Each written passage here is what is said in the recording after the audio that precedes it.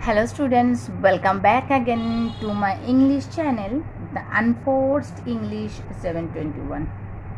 Today I'm going to explain you not any spoken class. This is not a spoken class today. Today I am going to explain you the chapter Strong Roots of Class 12 West Bengal Board in Bengali. And I am late. I am making video after a few days because I was too much busy. That's why. Okay. So without wasting time, let's start. Strong Roots written by APJ Abdul Kalam. Okay. APJ Abdul Kalam. And এটা হচ্ছে একটা APJ Abdul কালামের একটা নিজের মানে জীবনের গল্প। সে তার একটা অটোবায়োগ্রাফি, সেখান থেকে স্ট্রং রুটটা এই এক্সট্র্যাক্টটা নেওয়া হয়েছে ডক্টর কালামের একটা বায়োগ্রাফি উইংস অফ ফায়ার থেকে। তো আমাদের এই এক্সট্র্যাক্টে সে কথা বলছিলেন, সে এখানে আমাদের গল্প বলেছেন তার ছোটোবেলাকার গল্প, তার নিজের বাড়িতে। এবং আমাদের একটা ছোট টুকরো এখানে অথর আমাকে ডেসক্রাইব করেছে। এখানে আই বলতে অথর নিজেই, মানে doctor APJ Abdul Kalam. So let's read. I was born into a middle class Tamil family in the island town of Rameshwaram in the erstwhile Madras state.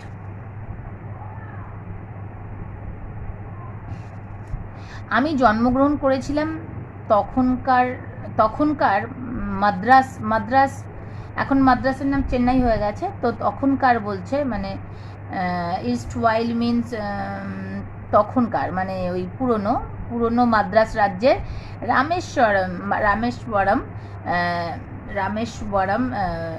রামেশ্বরমে।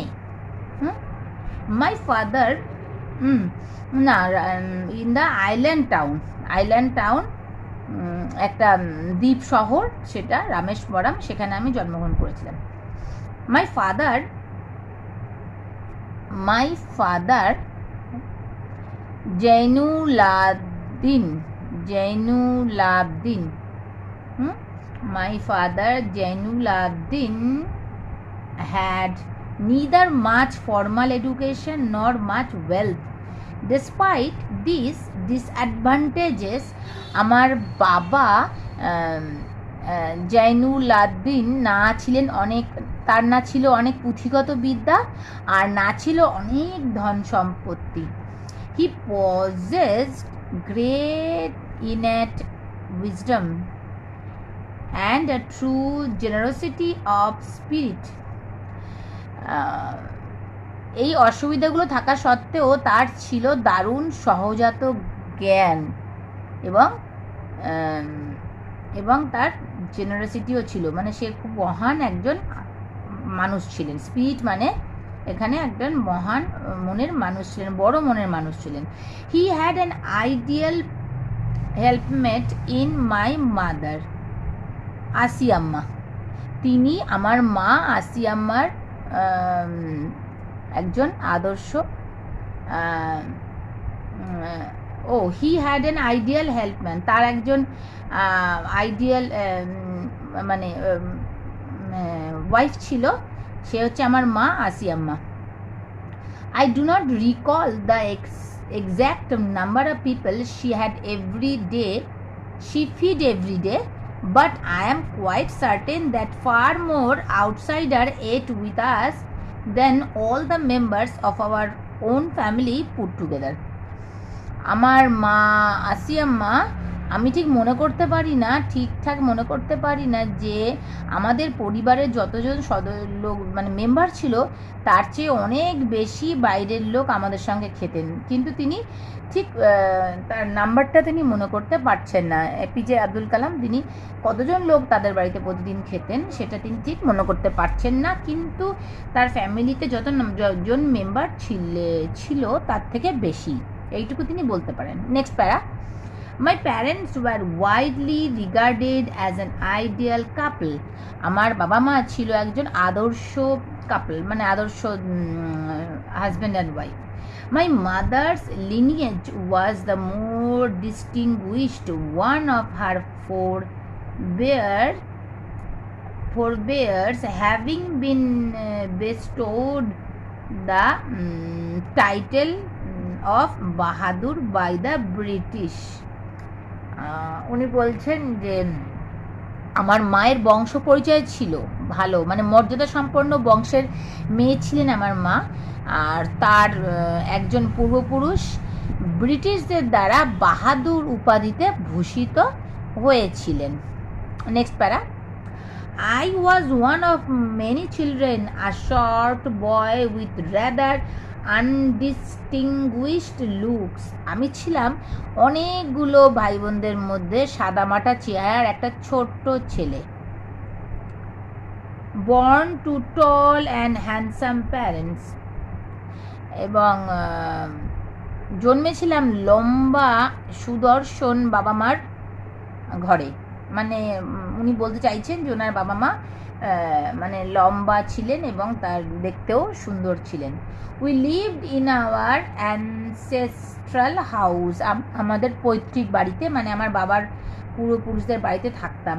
Which was build in the middle of the 19th century, যেটা কিনা 19th সেঞ্চুরিতে তৈরি হয়েছিল, মানে ঊনবিংশ শতাব্দীতে তৈরি হয়েছিল। It was a fairly large pucca house, এটা বেশ ভালো মতনই সুন্দর পাকা বাড়ি। Made of limestone and brick, এটা ছিল চুন এবং ইট দিয়ে তৈরি। On the mosque street in Rameswaram, রামেশ্বরের মস্ক স্ট্রিটে উপরে। My austere father used to avoid all inessential comfort and luxuries. তিনি বললেন যে আমার মানে লাক্সারিকে এড়িয়ে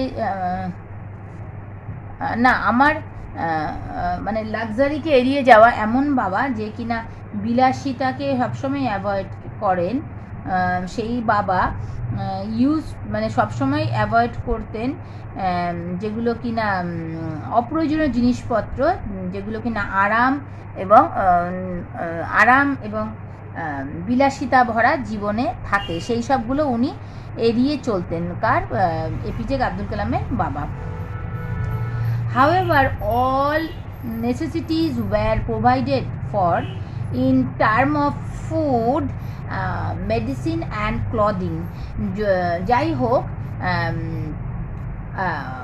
সব রকম প্রয়োজনীয় জিনিসই আমাদের দেওয়া হতো।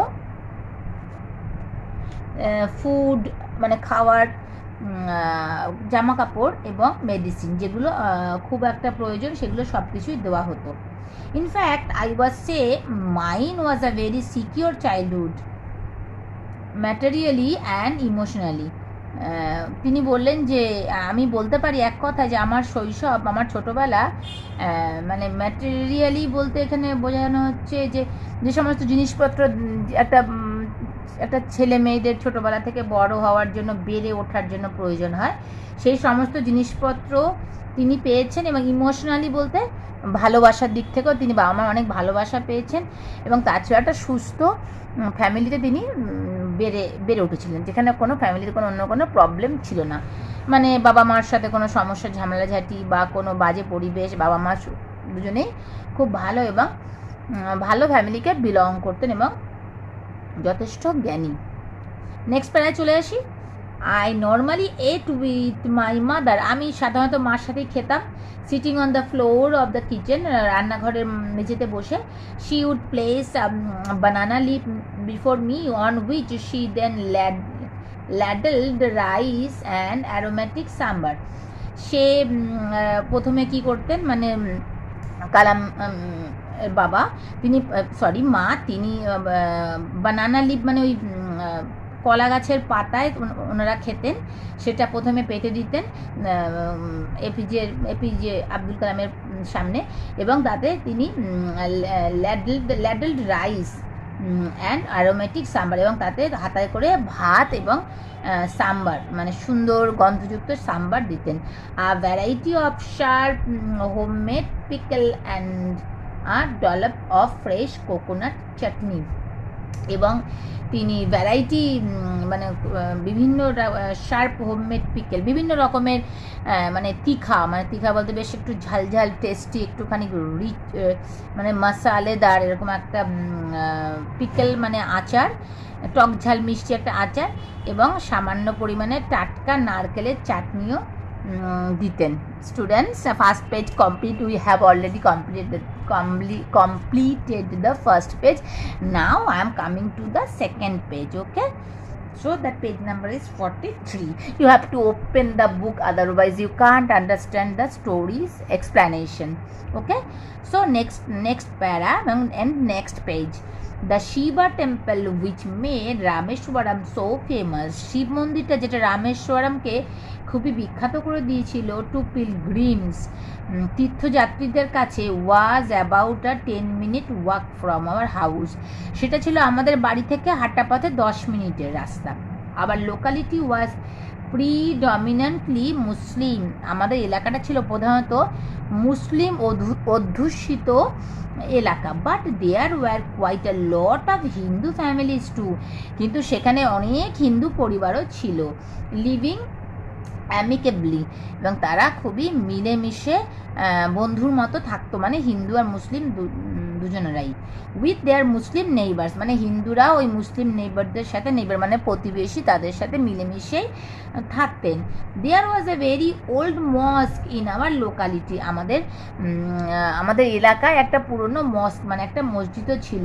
Wire my father would take me for evening prayer, যেখানে আমার বাবা প্রতিদিন আমাদের মানে বিকেলের প্রেয়ার করার জন্য, প্রার্থনা করার জন্য সেখানে আমাকে নিয়ে যেত। I had not the faintest idea of the meaning of the Arabic prayers chanted, but I was totally convinced that they reached God. Okay, তিনি এপিজে আব্দুল কালাম বলছেন যে আমার সামান্যতম ধারণাও ছিল না যে আরবিক যে প্রার্থনাগুলো হতো সেখানে মসজিদে তার মানেটা কী এবং তার অর্থ সম্পর্কে তার কোনো ধারণাই ছিল না। আমি পুরোপুরি বুঝে গিয়েছিলাম যে, কিন্তু তিনি পুরোপুরি বুঝে গিয়েছিলেন যে এই যে প্রার্থনা, এই যে অ্যারাবিক ভাষায় যে প্রার্থনা করা হতো, সে মানে সেই সব প্রার্থনাগুলো ভগবানের কাছে পৌঁছে যেত। When my father came out of the mosque after the prayer, people of different religions would be sitting outside waiting for him. আমার বাবা যখন প্রার্থনা শেষ করে মসজিদের বাইরে বেরিয়ে আসতেন, বিভিন্ন ধর্মের মানুষ বাইরে বসে থাকতেন এবং বাবার জন্য অপেক্ষা করতেন। Many of them offered bowls of water to my father, who would dip his fingertips in them and say a prayer. এখানে বলা হচ্ছে যে তাদের মধ্যে অনেকেরই জলের মানে বাটি দিতেন আমার বাবাকে, যিনি মানে বাবা আঙুলের ডগা ডুবিয়ে ওই জলটাকে কি একটা প্রার্থনা করতেন, জলের মধ্যে আঙুল ডুবিয়ে একটা প্রার্থনা করে দিতেন, মানে জল পড়া টাইপের একটা কিছু করে দিতেন, মানে জলকে পড়ে দিতেন, মানে জলের মধ্যে হাত ডুবিয়ে তিনি জলটাকে পবিত্র করে দিতেন। This water was then carried home for invalids, তারপর এই জলটাকে নিয়ে যাওয়া হতো অসুস্থ বাড়িতে, মানে যে বাড়িতে অসুস্থ কোনো পেশেন্ট আছে তাদের কাছে। I also remember people visiting our home to offer thanks after being cured. Father always smiled and asked them to thank Allah the merciful. আমার মনে আছে সেই সময় লোকেরা যারা আমাদের বাড়িতে আসতো বাবাকে ধন্যবাদ জানাতে সুস্থ হওয়ার জন্য, তার সেই জল পড়া খেয়ে বাবা সবসময় তখন তাদেরকে দেখে মৃদু হাসতেন এবং তাদেরকে বলতেন যে দয়াময় আল্লাহকে ধন্যবাদ জানাতে। তো নেক্সট প্যারায় চলে আসি। The high priest of Rameshwaram temple Pakshi Lakshmana Shastri was a very close friend of my father's. Rameswaram মন্দিরের প্রধান পুরোহিত পক্ষী লক্ষ্মণা শাস্ত্রী ছিলেন আমার বাবার এক খুব ঘনিষ্ঠ বন্ধু. One of the most vivid memories of my early childhood is of the two men, each in the traditional attire. আমার ছোটোবেলার অনেকগুলি স্পষ্ট স্মৃতির মধ্যে একটি হলো এই দুটি মানুষকে নিয়ে. প্রত্যেকেই ঐতিহ্যবাহী পোশাক পরিহিত হয়ে আধ্যাত্মিক বিষয় আলোচনা করেছিল. ডিসকাসিং স্পিরিচুয়াল ম্যাটার, মানে আধ্যাত্মিক বিষয়ে আলোচনা করেছিল. এই দুজনের কথা তিনি তার স্পষ্টভাবে মনে আছে. When I was old enough to ask questions, I asked my father about the relevance of prayer. যখন আমি বেশ বড় হয়ে গেছি যে বাবাকে আমি কোনো কিছু কোশ্চেন করতে পারি, তখন আমি বাবাকে জিজ্ঞাসা করেছিলাম প্রার্থনার প্রয়োজনীয়তা কী ব্যাপারে. My father told me there was nothing mysterious about prayer. বাবা আমাকে বলেছিলেন যে এই প্রার্থনার মধ্যে রহস্যজনক কিছুই নেই. Rather, prayer made possible a communion of the spirit between people. বরং এই প্রার্থনা সম্ভব করে তোলে দুটি মানুষের আত্মার মিলনকে. এই প্রার্থনা দুটো মানুষের আত্মার মিলনকে সম্ভব করে তোলে এই প্রার্থনা. When you pray, he said, you transcend your body and become a part of the cosmos, which knows no division of wealth, age, caste or creed. তিনি বললেন, যখন তুমি অতিক্রম করো তোমার দেহকে এবং এই বিশ্ব ব্রহ্মাণ্ডের একটা অংশ হয়ে যাও, যেটা জানে না সম্পত্তি, বয়স, শ্রেণী, ধর্মের কোনো ভেদাভেদ. মানে যখন তুমি প্রার্থনা করো তখন তুমি অতিক্রম হয়ে যাও, তোমার শরীর, তোমার এই সমস্ত পৃথিবী এর একটা অংশ হয়ে যাও, যেটা যেই অংশ হয়ে যাও এবং সেটা জানে না সম্পত্তি, তোমার কাস্ট, বিভাজন, সম্পত্তি, এই সমস্ত কিছুই জানে না. এই কারণে আমাদের প্রার্থনা করাটা খুবই জরুরি, যেই সময় আমরা সব কিছু ভুলে একাত্মা হয়ে যাই. ওকে students, I'm telling you that if this explanation is convincing and it is helping you, যদি আমার এই এক্সপ্লেনেশন তোমাদের ভালো লেগে থাকে এবং এটা তোমরা বুঝতে পারো, তাহলে অবশ্যই আমার চ্যানেলটাকে সাবস্ক্রাইব করো, যদি কিনা তোমরা আজকে নতুন আমার চ্যানেলটাকে ওপেন করে থাকো.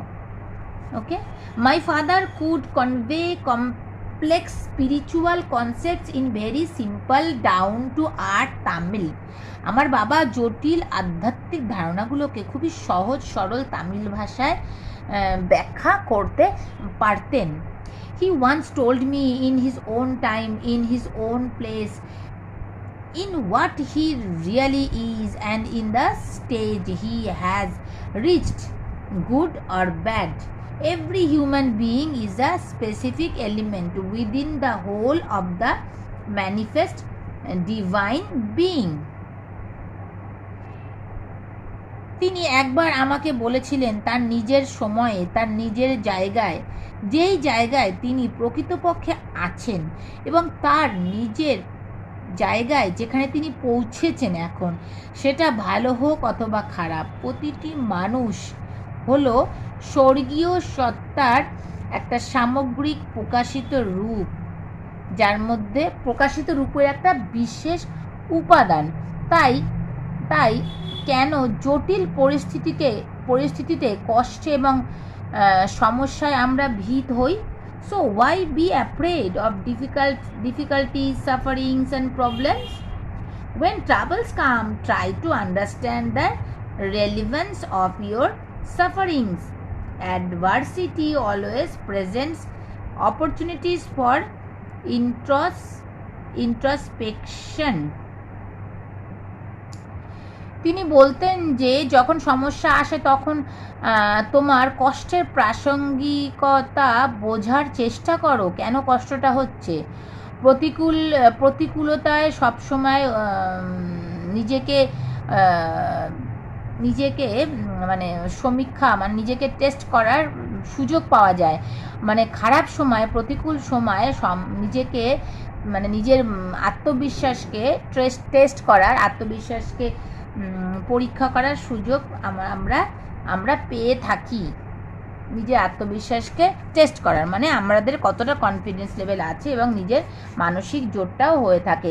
তো প্রতিকূল সময়কে আসতে দাও এবং সেটাকে ফেস করো এবং সেটাকে ওভারকাম করো। Last page students, that is page number 49.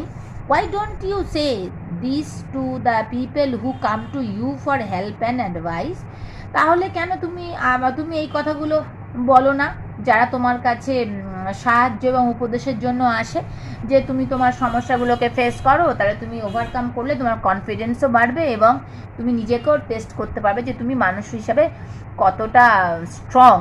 এটা তুমি কেন বললো না যারা তোমার কাছে হেল্প চাইতে আসে? এপিজে আব্দুল কালাম তার বাবাকে জিজ্ঞাসা করতেন। I asked my father. He put his hands on my shoulders and looked straight into my eyes. For quite some time he said nothing, as if he was judging my capacity to comprehend his words. আমি আমার বাবাকে যখন জিজ্ঞাসা করতাম, তিনি তখন তার হাত রাখতেন আমার কাঁধের উপরে এবং আমার চোখের দিকে সোজাসুজি তাকিয়ে থাকতেন। কিছুক্ষণ ধরে তিনি কিছুই বলতেন না, যেন মনে হতো যে আমার কতটা বোঝার ক্ষমতা আছে সেটা তিনি আমার কথাগুলো মানে বাবার কথাগুলো বোঝার আমার কতটা ক্ষমতা আছে সেটা তিনি বোঝার চেষ্টা করতেন। Then he answered in a low deep voice. His answer filled me with a strange energy and enthusiasm. তারপর তিনি উত্তর দিতেন নিচু এবং গভীর গলায়। তার উত্তর আমাকে ভরিয়ে দিত এক অদ্ভুত শক্তি এবং উৎসাহে। Whenever human beings find themselves alone, as a natural reaction, they start looking for company. যখনই মানুষ নিজেদেরকে একাকী মনে করে, তাদের স্বাভাবিক প্রতিক্রিয়া হিসেবে তখন সে কোনো সঙ্গ খুঁজতে চেষ্টা করে। Whenever they are in trouble, they look for someone to help them. যখনই তারা কোনো সমস্যায় পড়ে তখন তারা খুঁজতে শুরু করে যে কেউ একজন যেন তাকে তার সমস্যা থেকে বেরিয়ে আসার জন্য হেল্প করে। Whenever they reach an impasse, they look to someone to show them the way out. যখনই তারা কোনো অচল অবস্থায় পৌঁছায় তখনই তারা কাউকে খুঁজে পেতে চায়, তাদেরকে মানে বেরিয়ে আসার জন্য তারা পথ দেখাবে, এমন কাউকে খুঁজে তারা পেতে চায়। They look to someone to show them the way out. Every recurrent anguish, longing and desire finds its own special helper.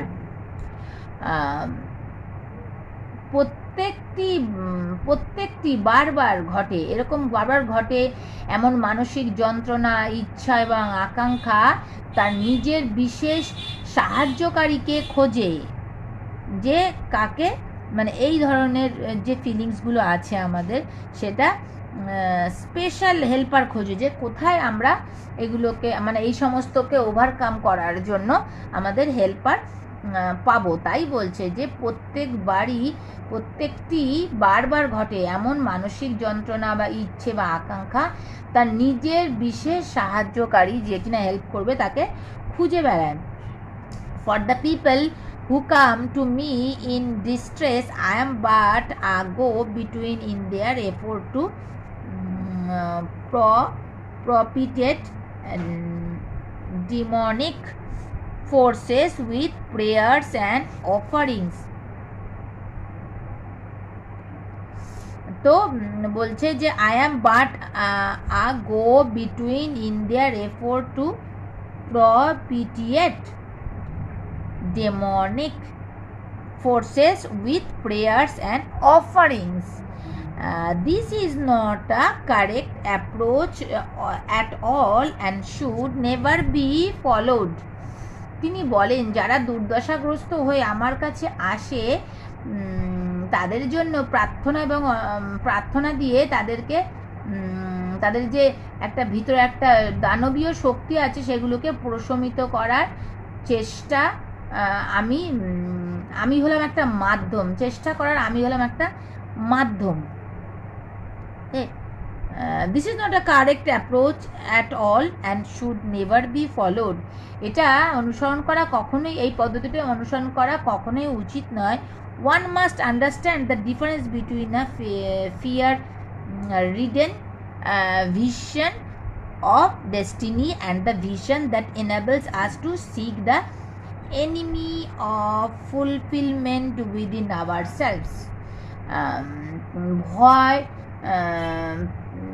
এবং এই খারাপ ভাগ্যের দৃষ্টিভঙ্গি এবং সেই দৃষ্টিভঙ্গি যা আমাদেরকে মানে কেপেবল করে তোলে আমাদের মধ্যে যে একটা স্যাটিসফাইড একটা শত্রু আছে তাকে খুঁজতে। এই দুইয়ের মধ্যে পার্থক্যকে একজনকে অবশ্যই বুঝতে হবে।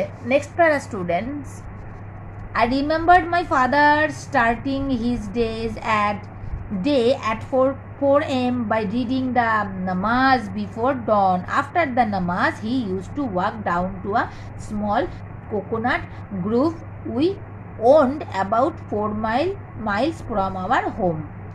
আমার মনে পড়ে আমার বাবাকে দিন শুরু করতেন 4টের সময় নামাজ পড়ে এবং ভোরের আগে, সেটা অবশ্যই ভোরের আগে নামাজ পড়ার পর তিনি প্রায় হাঁটতে যেতেন ছোট নারকেল বাগানে, যেটার আমরা ছিলাম মালিক আমাদের বাড়ি থেকে প্রায় 4 মাইল দূরে। He would return with about a dozen coconut tied together, thrown over his shoulder, and only then would he have his breakfast. This remained his routine even when he was in his late 60s. এটা তিনি এবং তিনি বাড়ি ফিরে আসতেন প্রায় 1 dozen নারকেল এবং সেটা বেঁধে কাঁধের উপর ঝুলিয়ে, এবং কেবলমাত্র তারপরেই তিনি তার ব্রেকফাস্ট করতেন। এটাই ছিল তার রুটিন, এমনকি যখন তিনি তার 60 এজকে কভার করে যান তখনও। Students, now I am reading the last para. I have throughout my life tried to emulate my father in my own world of science and technology. I have endeavored to understand the fundamental truths revealed to me by my father and feel convinced that there exists a divine power that can lift one up from confusion, misery, melancholy and failure and guide one to one's true place. And once an individual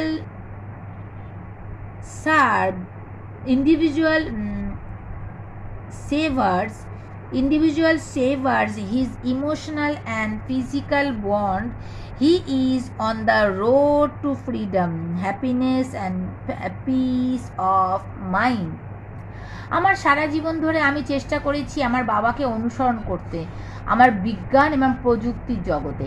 আমি চেষ্টা করেছি আমার যে মানে main যে truth, যে মৌলিক সত্যগুলোকে বুঝতে, যেগুলি আমার কাছে প্রকাশিত হয়েছিল আমার বাবার মাধ্যমে, এবং বুঝতে পেরেছি যে একটি স্বর্গীয় শক্তি বিরাজ করে যেটা একজনকে তুলে আনতে পারে তার বিশৃঙ্খল অবস্থা থেকে, দুর্দশাগ্রস্ত অবস্থা থেকে, তার বিষণ্ণতা এবং তার ব্যর্থতা থেকে, এবং একজনকে তার সত্যিকারের জায়গার পথ চিনিয়ে দিতে।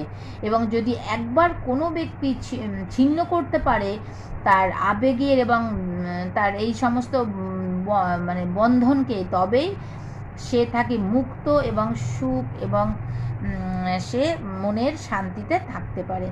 That's all, students. I hope, students, that is convincing and my explanation you like most. If you like and enjoy the explanation, properly, then you have to subscribe my channel. And if you are the old subscriber, you have to hit the like button. I don't understand, students, why don't you hit the like button? If you forget, or you, whenever you are listening, you can touch the like button. Okay, it will inspire me to make another interesting video for you. Thank you for watching and for being with me. Good night.